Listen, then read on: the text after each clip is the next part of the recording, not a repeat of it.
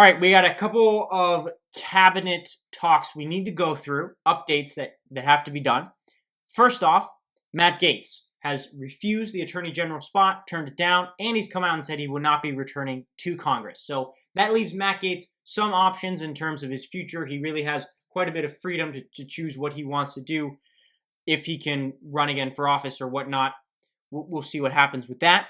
But he's been replaced by Pam Bondi, who, according to CNN, is more conventional than Gaetz.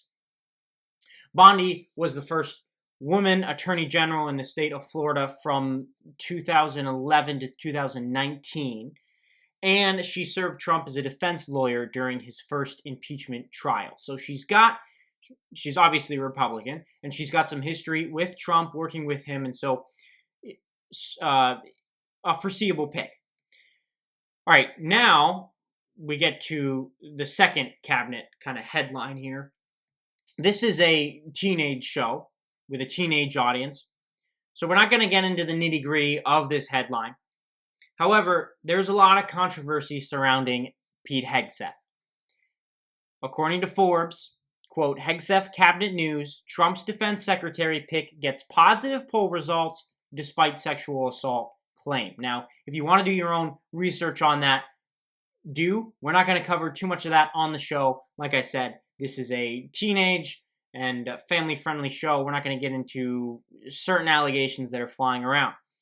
Meanwhile, the Washington Post ran an article, quote, Pete Hegseth's army unit in Iraq was rocked by a war crimes case. So whatever the case is, when you get nominated for one of these cabinet or key positions in an administration, the opposition has full rights to come at you, full swing, and you should be ready. Now, slander, obviously, no one should partake in slander. All these things must be done with respect and proper reporting.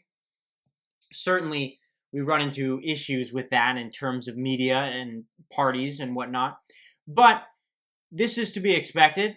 And it's to be expected more so as this continues, as we get closer and closer to January, to Senate confirmation trials. We're going to continue to see some information come out among different candidates and whatnot, as we see if they're fit to hold the positions they've been appointed to. So, all right, that's all the time.